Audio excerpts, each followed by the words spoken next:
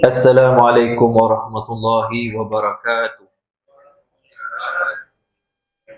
Bismillahirrahmanirrahim. Alhamdulillahirabbil alamin wa bihi nasta'in ala umuri dunya waddin.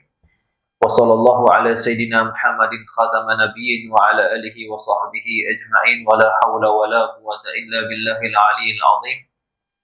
Allahumma salli wa sallim ala sayidina Muhammadin al-fatihi lima ughliq wal khatimi lima sabaq nasiril haqqi bil haqq والهادي إلى صراطك المستقيم وعلى آله حق قدره ومقداره العظيم سبحانك لا علم لنا إلا ما علمتنا إنك أنت العليم الحكيم اللهم ربنا اشرح لنا صدورنا ويسر لنا أمورنا واحلل عقدة من لساننا اللهم إنا نسألك العلم النافع فافهمنا علما نافعا وانفعنا بما علمتنا نوينا تعلم وتعليم وتذكر والتذكير ونفع والانتفاع والإفادة والاستفادة وحث على تمسك بكتاب الله وسنة رسوله صلى الله عليه وآله وصحبه وسلم ودعاء إلى الهدى والدلالة على الخير وابتغاء مرضات الله وقربه سبحانه وتعالى أما البعد.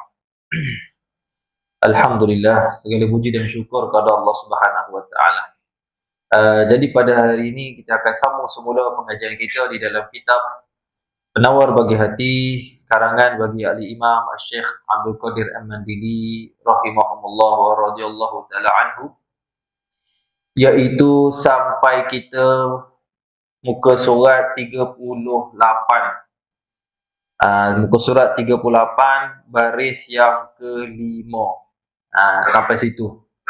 Dan iaitu sampai ke alam musannif dan ketahui olehmu bahawasanya menahan akan marah itu kelakuan yang baik, yang sangat baik. Sampai situ. Qala muallif rahimakumullah wa nafa'ana bi'ulumihi fi daraini amin.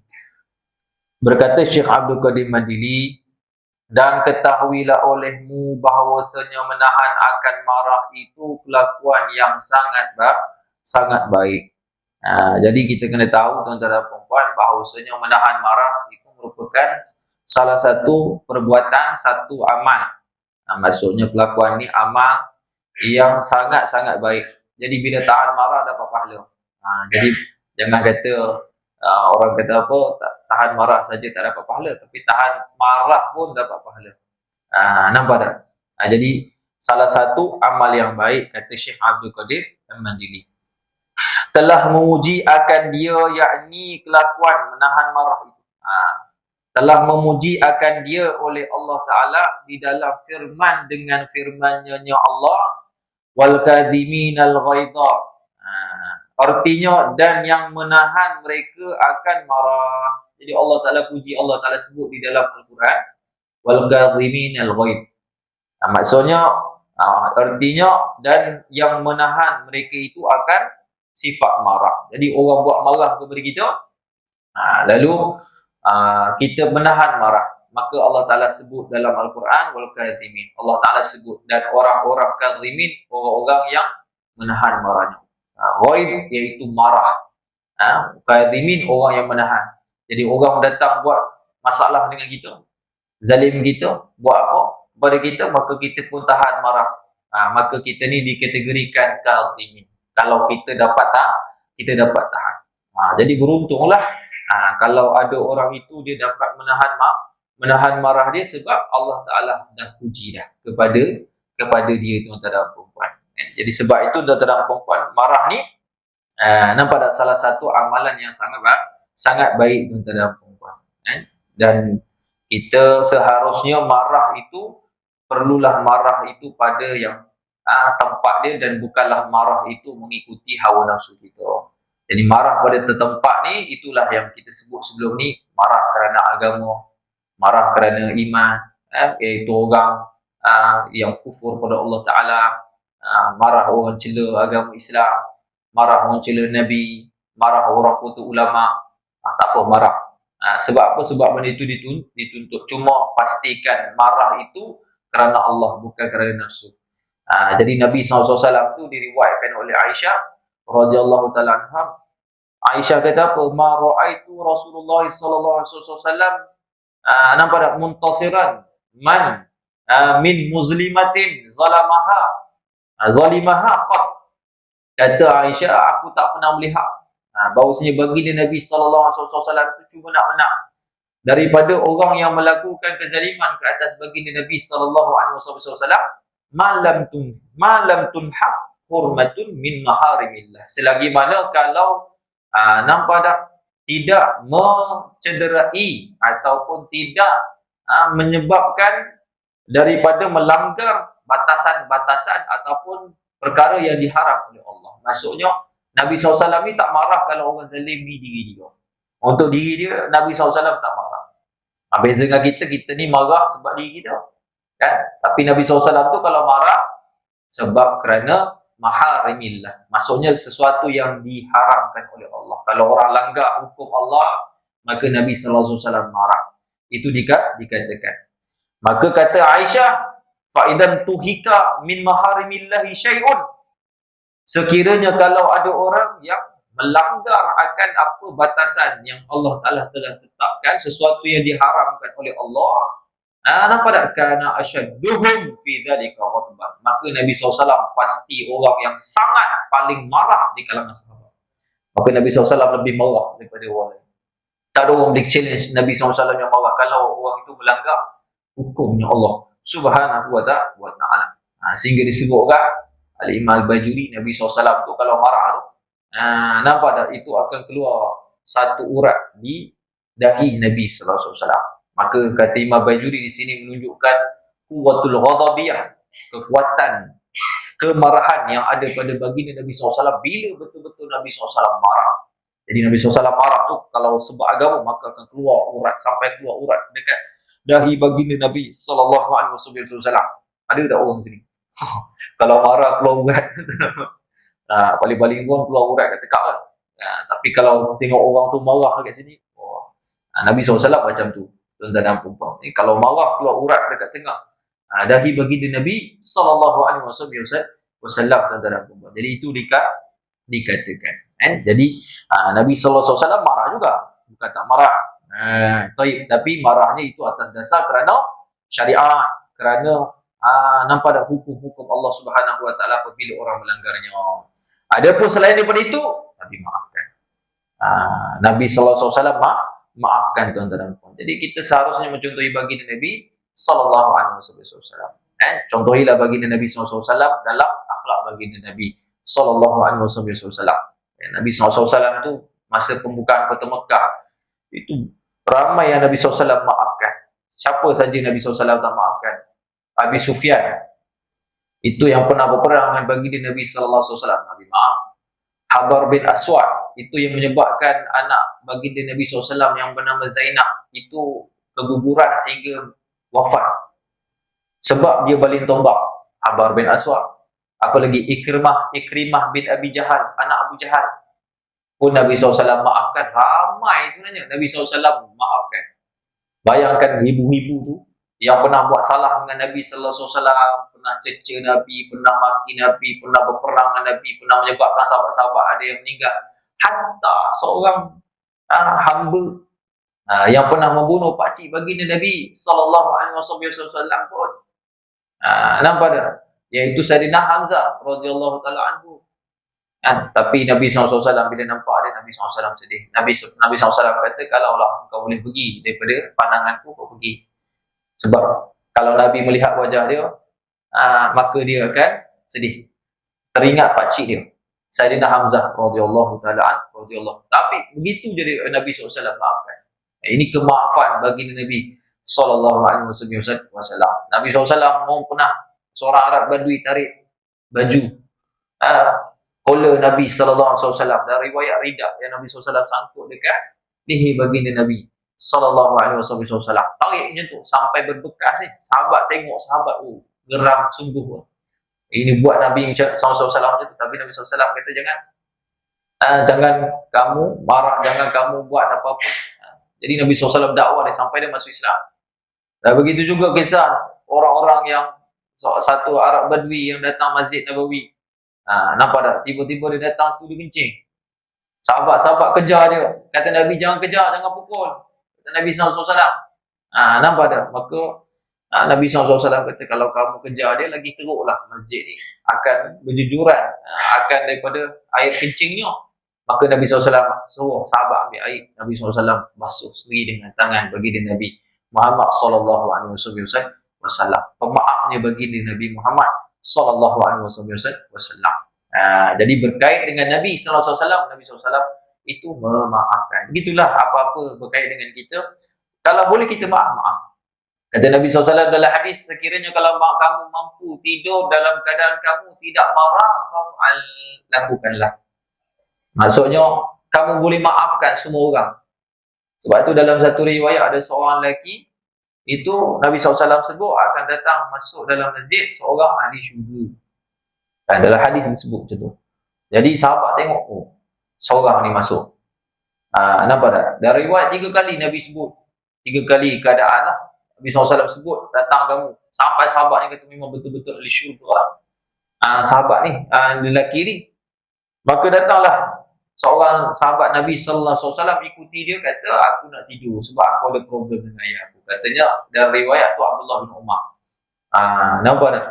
Jadi subhanallah, lalu lepas habis dia beberapa hari dia duduk dekat rumah lelaki tersebut, lalu dia pun tanya. Dia kata, wahai fulan, kamu ni apa amalan kamu? Sebenarnya aku datang ni bukanlah aku ada masalah dengan ayah aku, tapi aku ni dapat tahu Nabi SAW beritahu kau ni adalah ahli syurga, kan? Maka dia kata apa? Dia kata, aku tidaklah banyak solat, tak banyak puasa, tak banyak ibadah, tapi yang aku buat adalah, iaitu aku tidak tidur kecuali aku maafkan semua orang yang menzalimi aku. Nampak tak? Jadi sebab itu tuan-tuan perempuan, orang yang memaafkan tuan-tuan perempuan, orang itulah orang yang diampunkan dosa juga. Sebab itu boleh masuk syurga. Sebab tu kata Allah Ta'ala ada sebut dalam Quran, wa'afu wasfahu ala tuhibbu ayyaghfirallahu lakum.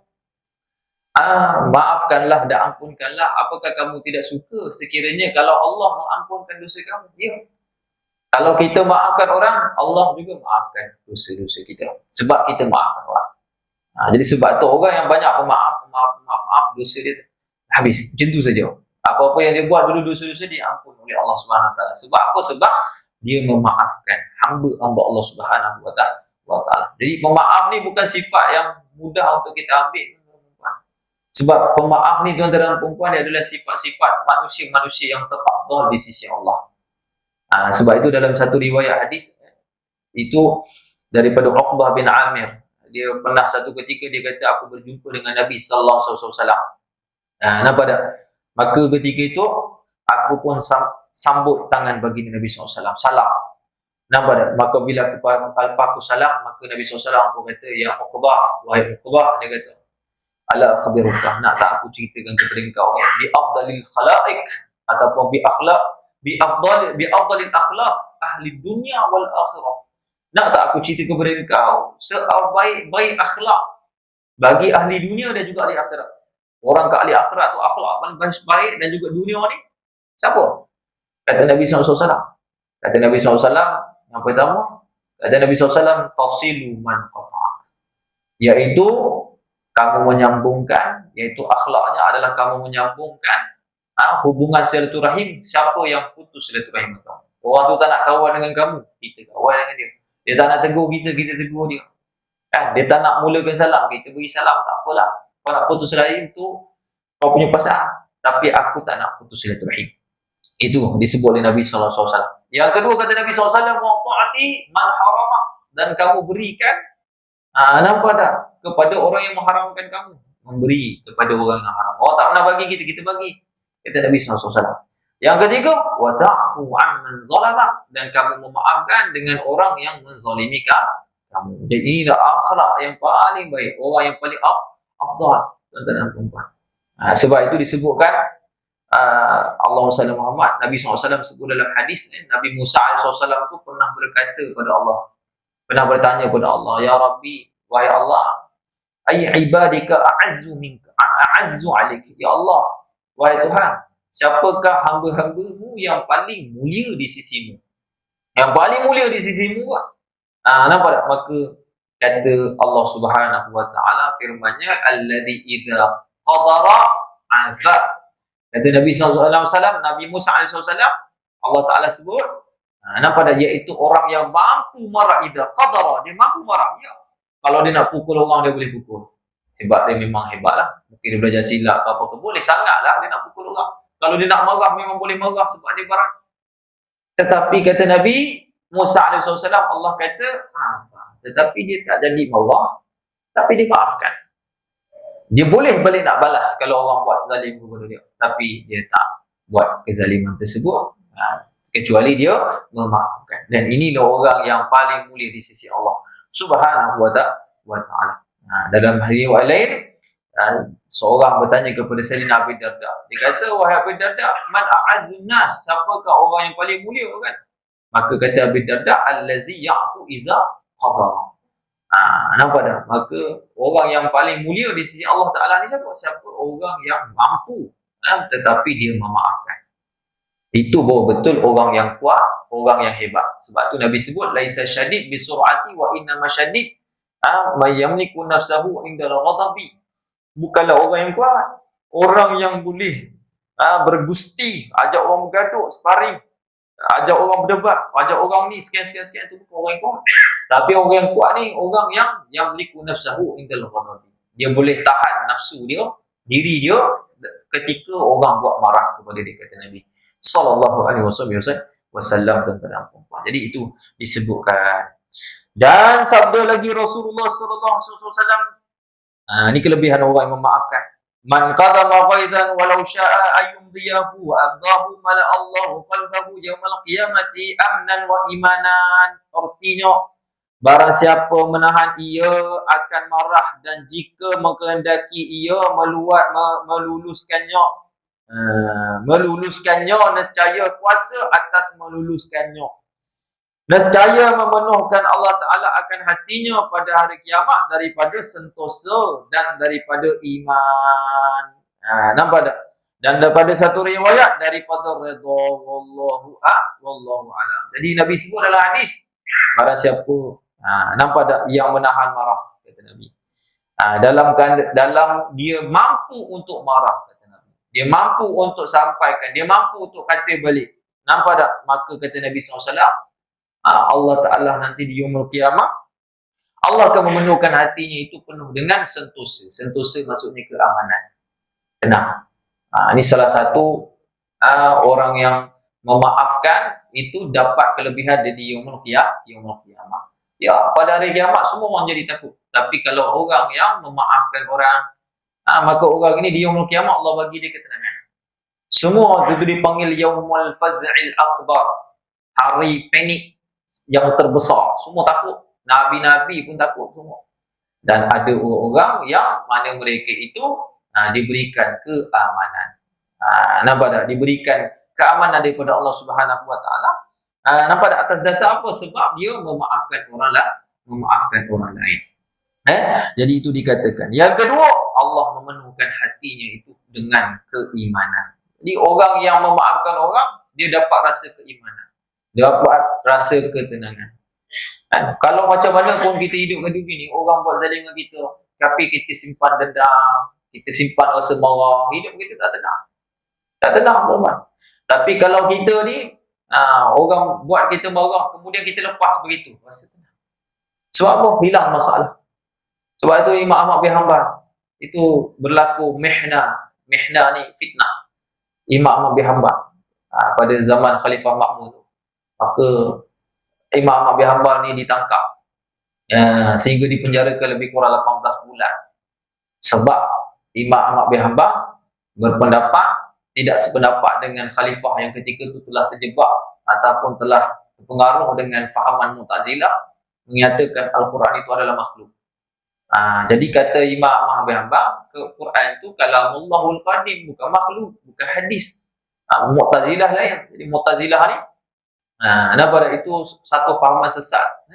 Satu fahaman sesat yang muncul pada zaman Sayyidina Hasan Al-Basri radhiyallahu ta'ala anhu. Jadi salah seorang anak murid.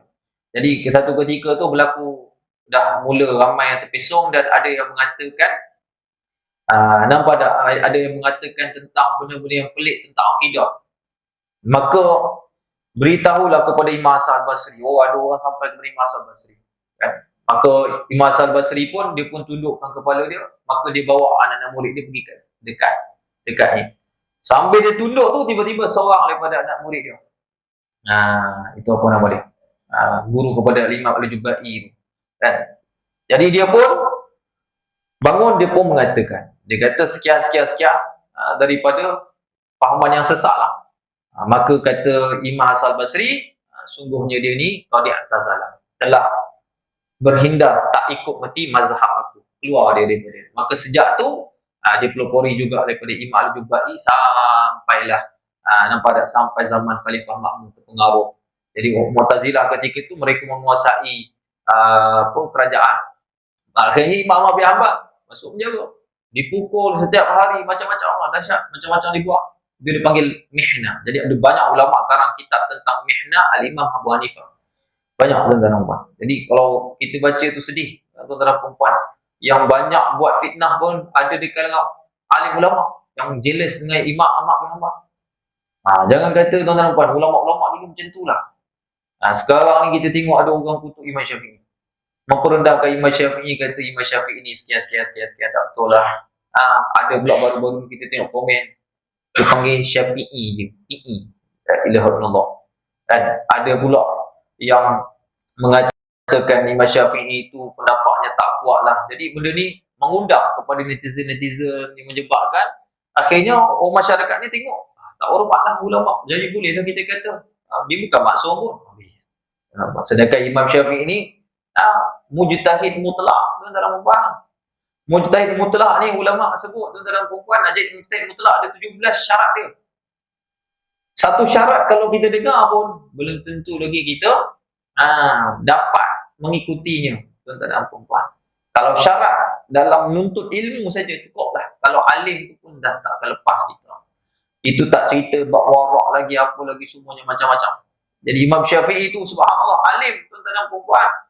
Dan itu pun difitnah sampai ada zaman Imam Syafi'i, itu ada yang mengatakan Imam Syafi'i bukan daripada Muttalibi, bukan daripada nasab daripada Abdul Muttalib Al-Muttalibi, Quraisy.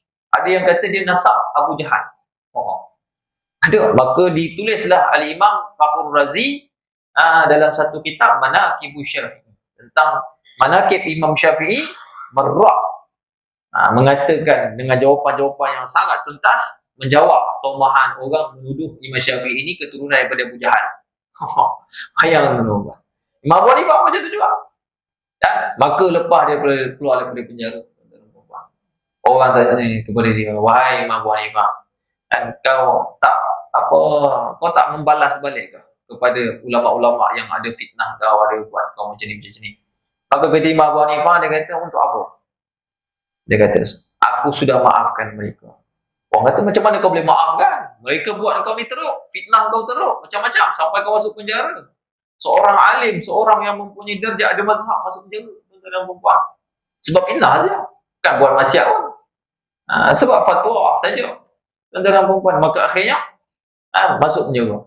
Maka Imam Abu Hanifah kata apa? Dia sungguhnya aku tidak redha bagi diriku sekiranya kalau mana-mana umat Nabi SAW masuk ke dalam api neraka disebabkan dia berdosa dengan aku. Sampai tahap macam tu dia punya pemaaf. Jadi sebab tu di antaranya kalau kita tengok Ibrahim Adham, itu akhlak-akhlak mereka tu, kalau orang buat mereka anggap itu sebenarnya memang layak untuk mereka. Kan? Ada orang cela Nabi Isa, kata Nabi Isa sekian, kata Nabi Isa, aku dah habis belum? Dah habis belum?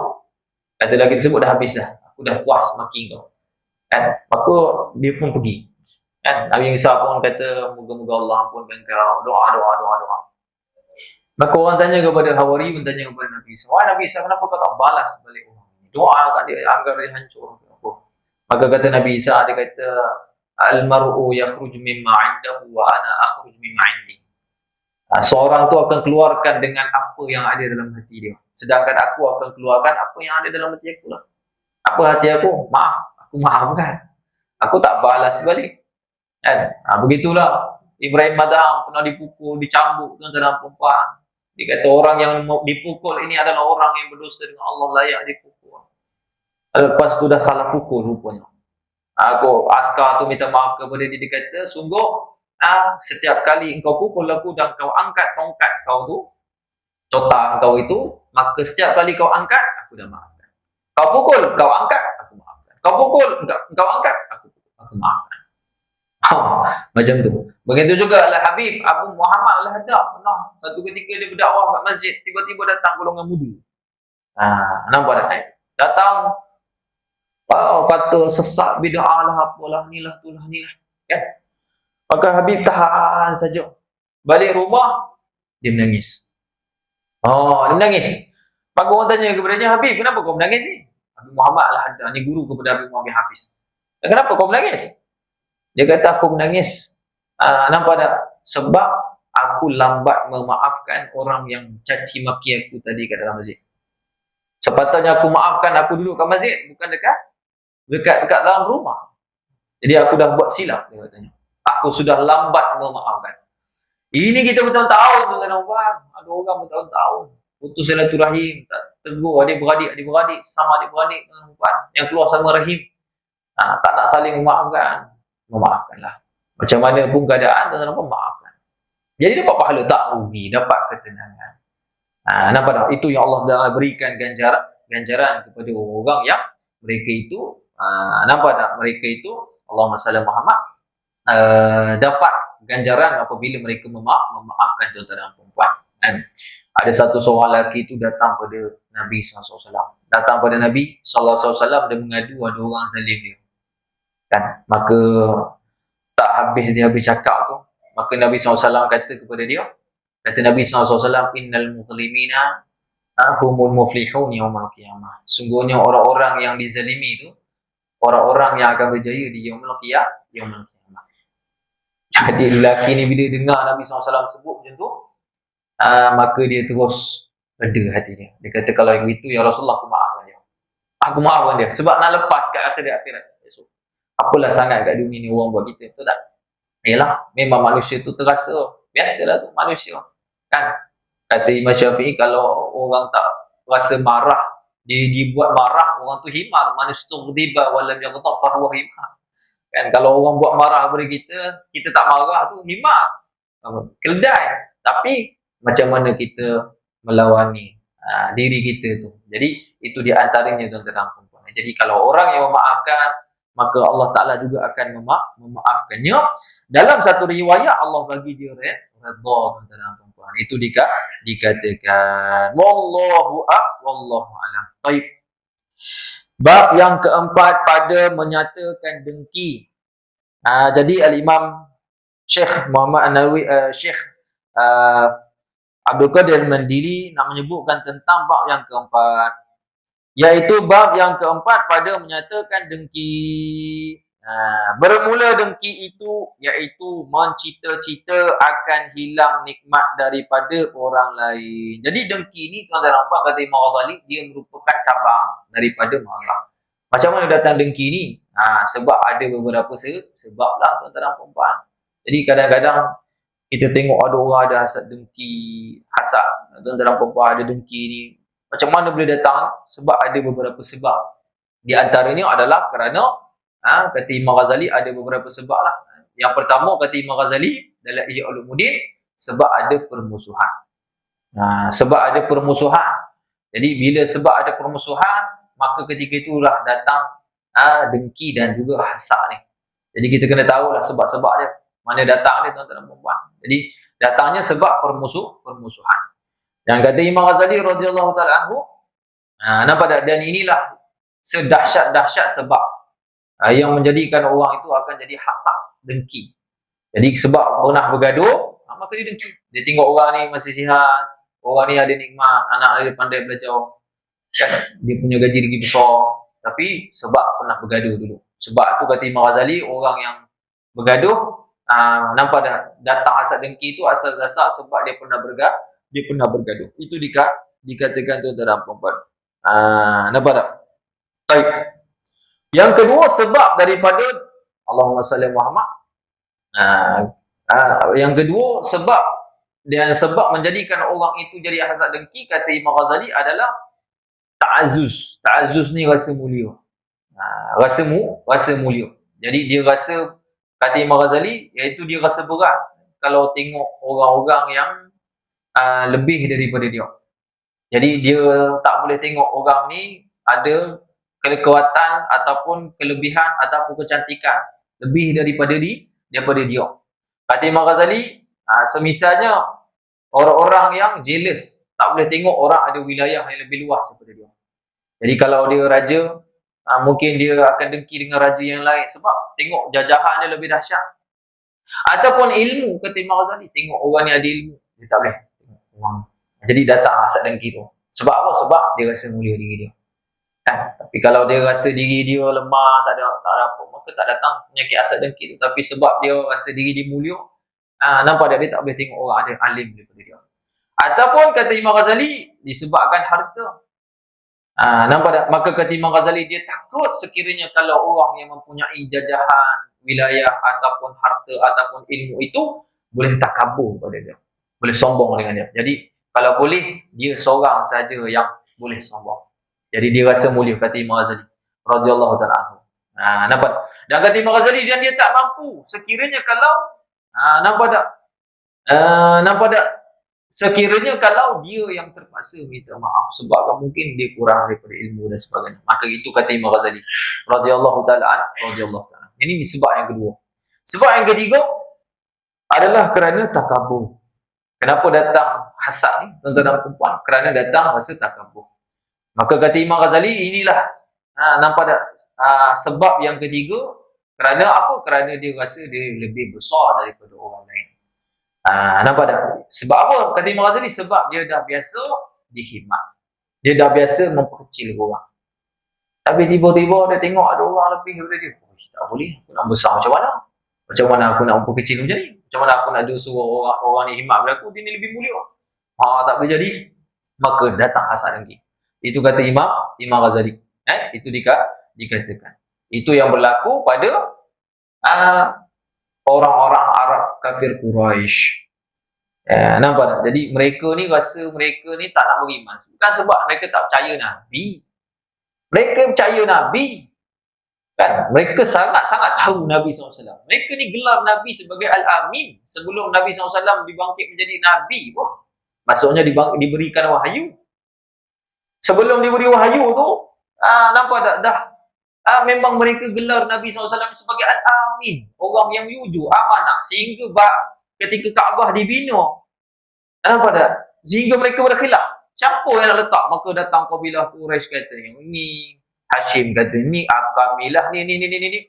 Nampak tak? Maka mereka pun musyawarah. Dia kata siapa-siapa yang datang masuk daripada pintu yang kali pertama, masuk daripada masjid ni, Kaabah ni, maka dialah yang akan letak. Qadarallahu masya', apa yang Allah telah tetap, Nabi masuk dulu. Maka mereka kata Al-Amin.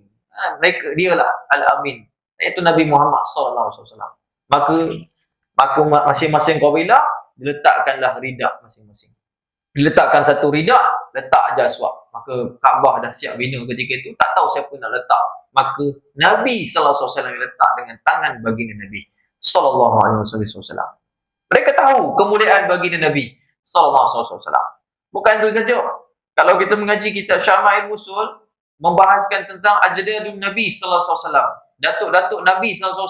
Semua datuk-datuk Nabi tu dah tahu alamat. Sebelum Nabi SAW lahir, dah tahu dah bahawasanya dia ni daripada tulang sulbi dia ada Nabi. Maka disyarah oleh ulama dalam kitab Muntahassul, syarah kepada Syama'il Usul tu dibahas satu persatu. Setiap datuk-datuk Nabi SAW tu sudah seolah dah tahu ada Nabi, sehingga mereka mewasiatkan. Di antaranya, saya tak silap saya, Lu'ay bin Ghalib itu pernah mewasiatkan kepada orang-orang pemeluk Mekah, kalau keluar Nabi daripada keturunanku, maka beriman padanya. Jangan kamu ingkari. Dia sebut. Ini disebut dalam kitab-kitab sirah. Kan? Mereka tahu tu perempuan. Tapi kenapa mereka tolak? Sampai mereka ni sombong, sampai mereka berkata kepada Nabi SAW, Kata wahai Muhammad kepada Tuhan kau, patut pilihlah orang pembesar di kalangan penduduk Mekah ataupun penduduk Taif. Itu mereka sebut dalam Quran, Allah Taala sebut dalam Quran, laula nuzila hadzal Quran ala rajulin hadza rajulin qaryatin azim. Kata Allah Ta'ala tu, orang kafir Quraisy tu mereka mempertikaikan, kenapa Allah Ta'ala tak turunkan Al-Quran ini wahyunya kepada pembesar-pembesar penduduk kota Mekah dan juga Taif. Qaryatin tu maksudnya Mekah dan juga Taif. Sebab ketika itu bandar yang paling maju yang berada di sekitar itu adalah Mekah dan juga Taif. Jadi Taif ni pun hebat-hebat orang dia. Sebab tu Nabi SAW ketika orang penduduk Mekah enggan menerima Nabi SAW masuk ke Taif. Sama juga orang Taif buat dengan Nabi SAW. Sebab apa? Sebab mereka rasa mereka mulia. Sebab itu mereka tolak Nabi SAW, tuan-tuan dan puan-puan. Jadi sebab tu mereka ni takabur, tuan-tuan dan puan-puan. Kan? Maka Allah pun jawab baliklah. Bila mereka tu kata, kenapa tak letak pada seorang lelaki daripada pembesar-pembesar, Al-Quran tu diberikan kepada golongan-golongan kami. Dalam riwayat mereka kata, kenapa kau bagi kepada anak-anak yatim? Nabi SAW anak yatim, kenapa tak bagi yang nasab dia alhamdulillah okey, tapi begitu juga kehidupan dia ada mak ayah jadi pembesar, kenapa berikan kepada anak yatim? Jadi mereka mempertikaikan itu. Maka Allah pun jawab, Allah kata, haula'i minallahi alaihim min bainina. Apakah mereka ni nak layak aku nak bagi Al-Quran kepada mereka? Allah istihza, Allah Ta'ala ihtikar balik kepada mereka tu, Allah hina balik. Layak ke kamu ni? Tak layak kamu nak dapat nampak tak Al-Quran itu nak menjunjung Al-Quran tersebut. Jadi kerana takabur. Sebab takabur tu lah.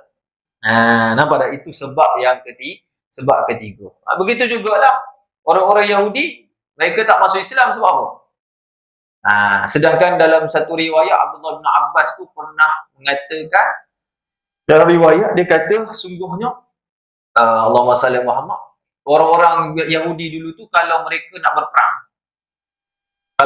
berperang, mereka akan berdoa dengan menyebut nama Nabi. Dia mengatakan Allahumma inna nas'aluka nabi alladhi wa'adta. Wahai Allah, kami mohon kepada engkau dengan Nabi yang engkau telah janji untuk beri kami. Wa'atta tursilahu, yang engkau akan hantar kepada kami. Dia berasan Yahudi ni. Dia ingat datang ke keturunan dia, bangsa Yahudi. Nampak tak? Maka bantulah kami, menangkan kami. Kata Abdullah bin Abbas. Jadi Allah menangkan mereka sebab dengan berkah Nabi sallallahu alaihi wasallam. Memang setiap peperangan Yahudi menang. Dahsyat orang Yahudi dulu. Nampak tak? Tapi bila datang Nabi sallallahu alaihi wasallam, mereka ingkar. Sebab apa ingkarnya? Sebab mereka rasa mereka adalah orang yang paling mulia. Nasab mereka adalah keturunan yang paling mulia.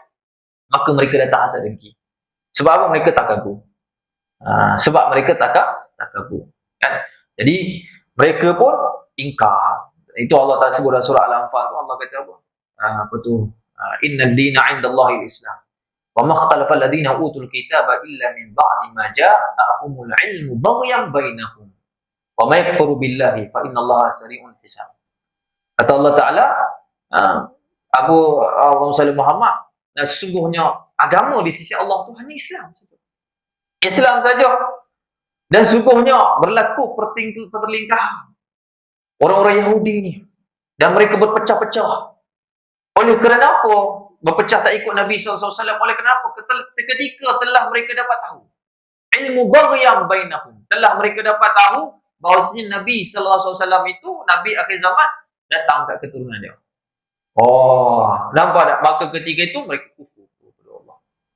Kufur terus pada Nabi Muhammad sallallahu alaihi wasallam. Jadi sebabnya di antaranya ada sebab yang ketiga adalah takabur, kata Imam Ghazali. Jadi sebab tu datang penyakit asal ni. Rasa diri hebat, rasa takabur. Yang keempat kata Imam Ghazali iaitu ta'ajjub.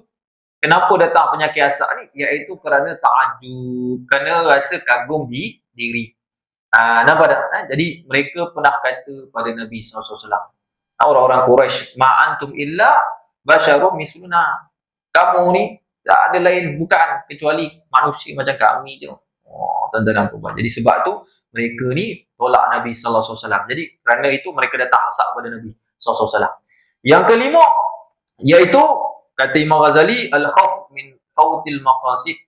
Iaitu oleh kerana takut daripada terluput daripada maqasid. Apa tujuan-tujuan mereka semuanya takut terluput.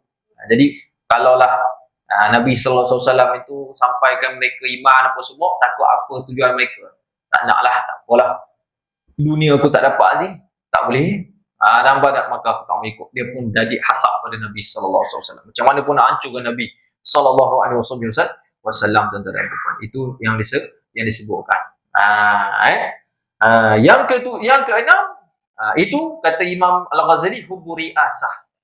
Suka kepada takhta. Sebab tu jadah hasad, suka menjadi bos. Ada penyakit bosi lah. Kan, suka memerintah tuan-tuan dan perempuan. Jadi dia akan rasa sombong. Kata Imam Ghazali radhiyallahu taala anhu. Itu dikatakan. Yang ketujuh iaitu khabsun nafsi. Sebab datang penyakit hasad ni oleh kerana apa? Oleh kerana buruknya nafsu dia. Dan juga kedekutnya dia. Jadi dia tak boleh tengok orang lain. Memang nafsu dia ni lapar sangatlah kalau nak takhta tu disorang dia. Dan dia sangat kedekut, dipanggil syuha. Apa beza syuha dengan bakhil? Haji bakhil, dipanggil haji bakhil. Bakhil ni tuan-tuan dan perempuan, itu kata ulama tuan-tuan dan perempuan, orang yang bakhil daripada harta dia. Dia kedekut daripada harta dia. Itu dipanggil bakhil. Adapun syuh, Allah Taala sebut wa may yuqa syuha nafsihi fa ulaika humul muflihun. Nampak tak? Siapa yang menyelamatkan diri dia daripada syuh kedekut, maka merekalah orang-orang yang seselamat. Jadi syuh ni berbeza dengan bakhil. Bakhil tu kedekut dengan harta kita. Adapun syuh ni dia kedekut harta dengan harta orang lain. Kalau boleh orang tu jangan kaya, aku seorang kaya. Kalau boleh aku seorang je tahta tu, seorang je. Sedangkan boleh dua. Tapi dia nak satu juga. Dia pilih satu juga. Maka dia nak diri dia juga. Maka ini dipanggil sebab-sebab yang mendatangkan hasad. Baik. Kita tengok di kitab. Bermula dengki, yang ini hasad lah. Itu iaitu mencita-citakan akan hilang nikmat daripada orang lain. Nampak tak? Jadi definisinya. Jadi disebut definisi. Kata Syekh Abdul Qadir Madili, dengki atau hasad itu adalah kita berniat, kita menginginkan, bercita-cita supaya nikmat orang lain itu hilang. Supaya orang ini yang kalau cantik, buruk muka dia. Kalau dia ni kaya, miskin kalau dia. Dia sihat, biar dia sakit. Kalau hidup, bagi mati. Itu dia panggil definisi hasad tuan-tuan dan perempuan. Itu dikatakan tuan-tuan dan perempuan. Jadi hasad tu itulah, iaitu mencita-cita agar hilangnya nikmat orang lain. Sama ada kata Syekh nikmat dunia ataupun nikmat agama. Nikmat dunia macam-macam lah, harta, kecantikan apa semua saya sebut tadi. Ataupun nikmat agama seperti apa? Seperti ilmu. Dia tak boleh tengok orang ni alim. Kalau boleh orang ni biar dia jahil saja.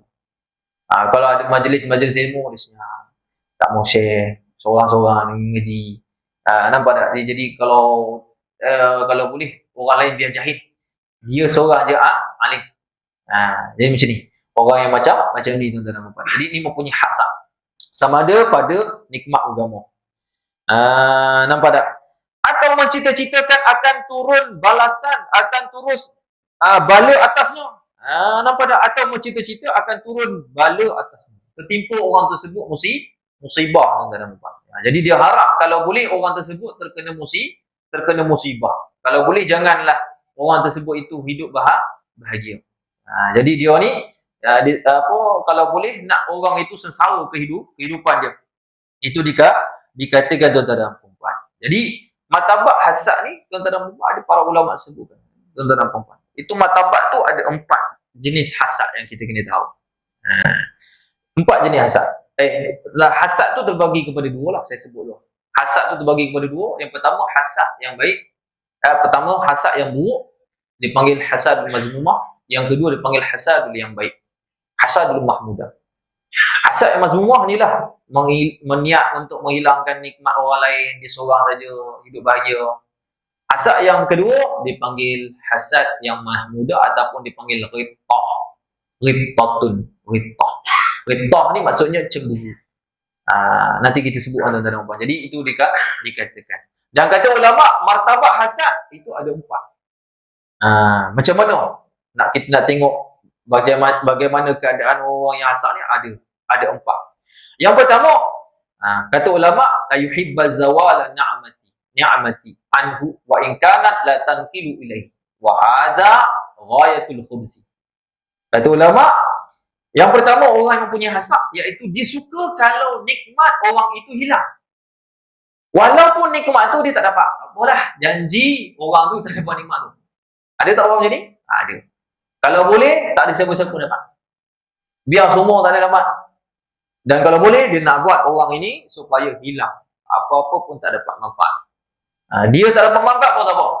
Ini kata ulama, dan inilah sekeji-keji hasad. Hasad yang paling dahsyat ni. Sebab apa? Sikit pun dia tak nak bagi orang. Punya jahat dia ni. Nampak tak itu dikatakan. Kedekut lah. Maksudnya sebab kita panggil kedekut bakhil ni. Bakhil ni. Apa maksud bakhil? Bakhil ni alladhi muni'a nafsahu minal khair wa ghairuhu minal khair. Alladhi mana'a nafsahu wa ghairuhu minal khair. Orang yang mencegah diri dia daripada dan juga mencegah orang lain daripada kebaikan. Itu bakhil. Orang yang kedekut ni. Itu kata ulama, tuan-tuan dan puan-puan. Jadi ini yang pertama, hasadnya. Yang kedua kata ulama iaitu ayuhibbaz zawal ni'mati ilaih li rughbati fi tilka ni'mah. Nampak tak? Mislu rughbatihi fi dari hasanatin aw imratin jamilatin aw wilayatin nafizatin wasi'atin nalaha ghairuhu. Disebut oleh ulama iaitu dia suka yang kedua, hasad ni, orang yang punya hasad iaitu dia suka sekiranya hilang nikmat orang tu. Nampak tak? Hilang nikmat orang itu dan nikmat itu kembali kepada dia. Yang tadi itu pertama, dia suka nikmat ni hilang, tak kembali kepada dia pun tak apa. Itu yang pertama. Itu yang paling teruk. Yang kedua ni pun teruk juga. Dia nak orang itu hilang nikmat dia. Nampak tak? Itu dikatakan. Seperti apa? Sepertinya keinginan dia pada rumah yang cantik, isteri yang cantik, jawatan kuasa yang cantik, cantik lah, jawatan kuasa yang hebat, yang besar. Nampak tak? Itu dikatakan tuan-tuan dan puan-puan. Dan kata ulama, dia sangat suka. Sangat dia suka. Benda ni dia sangat suka, nikmat tu. Sehingga kata ulama, kalaulah hilang nikmat tu dia tak dapat, dia sedih. Kalau boleh janganlah lepaskan aku nak sangat. Dalam masa yang sama, dia kalau boleh orang lain tak dapat. Dia nak sangat. Dia seorang saja. Itu kata ulama, tuan-tuan dan puan-puan. Yang ketiga, nampak tak? Iaitu orang yang berhasad dengki, alla yashtahi ainaha bal yashtahi li nafsihi mislaha fa in ajaza an misliha ahabba zawalaha kaila yadhhar tafawud bainahuma. Yang ketiga iaitu dia tak adalah suka sangat apa yang dikendaki, apa yang dimiliki oleh orang tu daripada nikmat. Dia tak nak nikmat orang itu. Tapi kalau boleh dia nak seumpama itu. Sekadar dengan itu, senilai daripada itu, kata ulama. Nampak tak? Dan sekiranya kalau dia tak mampu dapatkan yang sama macam sama, tapi nilainya sama. Nampak tak? Itu dikatakan. Dan dia suka pula hilang. Yang tadi yang kedua, iaitu dia berhasad, tetapi kalau boleh, itu je dia nak. Yang lain dia tak mau, itu dia nak. Jawatan tu dia nak. Rumah tu dia nak. Isteri tu yang dia nak. Perempuan tu dia nak. Dia hasad. Tak buat apa, sihir dia. Aku nak perempuan ni, aku tak nak perempuan lain. Walaupun ada perempuan lebih cantik. Dia kata, tak apa, aku nak juga perempuan. Itu yang kedua. Ni yang ketiga ni, sekadar dengan yang itu, nikmat orang peroleh tersebut. Tetapi kalau dia ada benda yang lain, boleh. Tetapi dalam masa yang sama, dia harap orang itu tak dapat nikmat. Hilang. Ini yang ketiga. Yang keempat, kata ulama, iaitu orang yang mempunyai hasad ni, martabat yang keempat lah. Dan inilah martabat yang Allahumma salli Muhammad, martabat yang kata para ulama tidaklah sampai haram. Iaitu dia mempunyai hasad, nampak tak? Supaya dia dapat seumpama itu, nikmat itu. Sekiranya kalau dia tidak dapat, fa illam yahsud, kalau tak dapat, fala yuhibbu zawaluhu anhu. Dia tak suka juga orang itu hilang. Jadi dia mempunyai hak hasad juga tuan-tuan dan puan-puan. Jadi kata para ulama tuan-tuan dan puan-puan, hasad yang pertama, hasad yang kedua, hasad ketiga semuanya mazmumah. Kecuali hasad yang terakhir ni tuan-tuan dan puan-puan, maka kata para ulama, tuan-tuan dan puan-puan, itulah dipanggil hasad ghibta, cemburu benda. Dia nak juga sama macam orang tu, tapi kalau boleh tak adalah orang tu hilang, janganlah.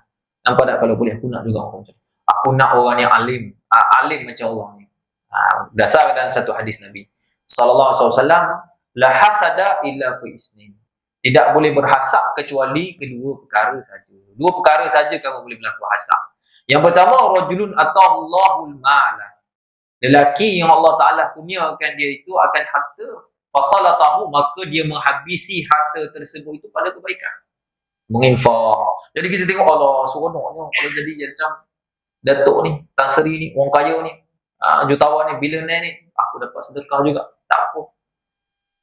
Nampak tak? Dipanggil. Nampak tak? Itu yang pertama kata Nabi. Yang boleh halal untuk kita hasad. Yang kedua, kata Nabi, rajulun atallahu ilma. Seorang lelaki yang Allah Ta'ala kurniakan baginya itu ilmu. Allah kurniakan dia bagi ilmu. Nampak tak? Maka fayu'allimu, maka dia pun mengajarlah ilmu tersebut. Dia beramal dengannya dan juga dia mengajarkan ilmu. Kata Nabi, maka orang yang kedua ni, jadi orang yang macam ni, maka kita boleh hasad pada dia. Hasad maksudnya repot, cemburu pada dia. Jadi kena cemburu. Banyak kita cemburu benda dunia saja. Kita pernah cemburu ke? Kita tengok ada orang itu masya-Allah alim, budak-budak tahfiz. Kita cemburu tengok budak pondok yang mengaji. Baru ni ada satu sahabat saya cerita, dulu masa duduk pesantren di Indonesia, saya duduk dengan dia kata ada satu sahabat dia di Indonesia hafiz Quran, kemudian hafal 6,000 hadis. Dengar tu pun 6,000 hadis. Dahsyatnya. Kami duduk dalam Mustafa tu pun berapa ribu, kalau ikut betul-betul 10 tahun sampailah, tapi tak sampai 6,000 hadis. Ribu-ribu tu adalah tuan-tuan dan puan-puan kan. Jadi kalau dia dari Solihin tu wajib hafal, tapi kalau di Indonesia itu biasa yang ada hafal hadis banyak. Jadi kita repah daripada orang yang macam ni tak apa kan. Jadi jangan kita cemburu benda dunia. Benda dunia ni tuan-tuan dan puan-puan, itu dikatakan. Taib. Dan iaitu haram lagi dosa, maka Syekh nak sebut hukumnya. Hukumnya hasad itu adalah haram. Haram ni dosa besar. Lagi dosa besar. Nampak tak dosa besar. Bahkan adalah ianya hasad satu penyakit yang besar daripada segala penyakit hati. Sebab dengan hasad kita tengok disebutkan ulama salaf, disebut dalam Ihya Ulumuddin, wa qala ulama salaf, wa qala ba'du min ulama salaf. Setengah daripada ulama salaf kata apa? Nampak dah, awwalul khati'atul bina Adam, awwalul khati'ah fa'alaha, satu dosa yang pertama sekali yang dilakukan oleh mana-mana makhluk, baik manusia, baik jin, baik syaitan, itulah hasad. Siapa? Syaitan. Ketika Allah Ta'ala cipta Nabi Adam alaihissalam, maka Allah Ta'ala perintah kepada Nabi, perintah kepada iblis. Nampak? Kata Allah kepada malaikat, wa idh qulna lil malaikati isjudu, malaikat isjudu li Adam fasajadu illa iblis aba wastakbara wa kana minal kafirin. Dan apabila kami mengatakan kepada malaikat, sujudlah kepada Adam, nampak tak? Maka sujudlah semua malaikat-malaikat tu. Malaikat Jibril, sebaik malaikat Jibril pun sujud. Illa iblisa, kecuali Azazil, kecuali iblis. Illa iblisa wa aba, dan dia ingkar. Aba, dia mengabaikan apa yang diperintah oleh Allah. Wastakbara, bahkan dia sombong pula. Wa kana minal kafirin, jadi kafir terus. Itu kata Allah Subhanahu wa Ta'ala. Jadi sebab tu dosa besar tuan-tuan dan puan-puan. Satu dosa yang pertama dilakukan makhluk. Itu kata ulama salaf. Tuan-tuan dan puan-puan. Dalam sabda Nabi sallallahu alaihi wasallam, al-hasadu ya'kulul hasanati kama ta'kulun narul hataba. Artinya dengki itu memakan ia akan segala kebajikan seperti memakan oleh api akan kayu api. Nampak tak? Jadi Nabi SAW sebut orang yang menyembunyi hasad, nampak tak? Dia akan terbakarlah amalan-amalannya. Artinya dikehendaki dengan memakan di sini. Syekh nak sebut hadis ni, syarah hadis ni. Dikehendaki dengan memakan di sini membinasakan. Yakni amalan kita hilang. Habis amalan kita. Jadi jangan kita hasad dengki. Dan sabda ia yakni Nabi sallallahu alaihi wasallam, la tahasadu wa la taqata'u wa la tabaghadu wa la tadabaru wa la takunu ibadallahi ikhwana. Artinya jangan dengki, setengah kamu akan setengah. Maksudnya Allah dah bagi nikmat masing-masing. Ada orang Allah Taala cipta dia sekian cantik rupa dia. Yang ni Allah Taala cipta dia hidungnya panjang. Yang ni Allah cipta dia tinggi. Yang ni Allah Taala cipta dia kulit dia gelap sikit. Jangan kita sombong. Jangan kita apa Allah Subhanahu Muhammad, jangan kita berlaku hasad sesama kita. Jadi sebab tu setiap orang tu Allah bagi kelebihan masing-masing. Betul tak? Itu biasa tengok. Kadang-kadang kita tengok orang itu buta mata tapi boleh hafal Al-Quran. Dia tak boleh hafal Quran. Tapi kadang-kadang kita tengok orang itu dia tak sempurna. Dalam kehidupan dia miskin, tuan-tuan dan puan, tapi ibadah dia lebih begitu. Nampak tak? Jadi sebab tu Allah Ta'ala ni tak cipta kita ni kecuali benda tu memang layak untuk kita dapat. Sebab tu Imam Al-Haddad sebut dalam kitab Hikam Al-Hadadiyah. Dia kata apa? Dia kata manusia ni hidup dalam atas muka bumi. Makhluk ni semuanya hidup di atas muka bumi ni termasuk dalam dua daerah. Semuanya termasuk dalam dua daerah. Sama ada daerah dipanggil daerah fadli. Daerah fadl, kelebihan. Hidup di dunia kaya, cantik, okey, semualah. Anak-anak semua okey, besar semua baik saja, okey. Nampak tak? Yang kedua kata Imam Al-Haddad, orang yang di dalam daerah hikmah. Hidup di dunia semua kekurangan. Tapi kata Imam Al-Haddad, orang yang dalam daerah hikmah, bila di akhirat dia akan lebih daripada orang-orang yang daerah fadli. Itu saja. Kat berapa lama sangat kita hidup kat dunia ni, kita nak asal dengan orang. Tuan-tuan dan puan. Kita boleh hidup berapa tahun lagi. Kalau umur kita 40, 10 tahun lagi akan datang. 50 tahun, lagi 10, 5 tahun lagi kita akan datang. Umur umat Nabi kata, A'amar ummati memanisikin ila sami. Umur umat aku ni antara 60 hingga 70 saja. Ghalibnya lah. Kebanyakannya macam tu. Tu kita nak asal sangat tuan-tuan dan puan. Nampak tak? Jadi sebab tu kalau kita kurang kat dunia, maka tuan-tuan dan puan, subhanallah, kita kat akhirat akan dapat lebih ketimbang Allah ada. Selama-lamanya. Kita hidup di dunia ni 60 tahun saja. Kita duduk dekat syurga ni tuan-tuan dan puan, Allah nikmat. Kata Nabi, mala ainu ra'at wala uzunu sumiat wala khatara ala qalbi bashar. Tak pernahlah mana-mana mata melihatnya syurga ni. Hebatnya syurga. Tak pernah mana telinga mendengarnya. Wala khatara ala qalbi bashar, dan tak terlintas langsung. Mana-mana pun dalam hati manusia macam mana hebatnya syurga ni, kata Nabi sallallahu alaihi wasallam. Jadi sebab tu kata Nabi, la tahasad. Jangan kamu berdengki-dengki. Wala taqata'u, dan janganlah kamu tuan kita. Dan jangan kamu memutus rahim setengah kamu. Saling memutus rahim. Benci pada diri sangat sampai putus silaturahim. Wala tabaghadu, dan janganlah kamu dan janganlah marah setengah kamu. Sesama kita lah. Akan setengah, dan janganlah nampak tak? Wala tadabaru, dan janganlah membelakangkan setengah kamu akan setengah pada ketika terjumpa. Nampak tak? Itu kata hadis Nabi sallallahu alaihi wasallam, intah. Dan hendaklah ada kamu bersaudara hai sekalian, iaitu kata Nabi sallallahu alaihi wasallam, dan hendaklah kamu bersaudara hai sekalian hamba Allah Taala. Jadilah kita bersaudara. Kan? Jadi kita tengok orang dapat lebih, itu saudara kita. Yang kita marah sangat kenapa? Itu saudara kita. Itulah yang akan bantu kita yang mandi jenazah kita, tak tahu. Yang kita duk hasad tuan-tuan dan puan, tapi itulah yang Allah Ta'ala biasa susung macam itulah. Dulu yang kita benci sangat tuan-tuan dan puan, biasa itulah akan tolong kita.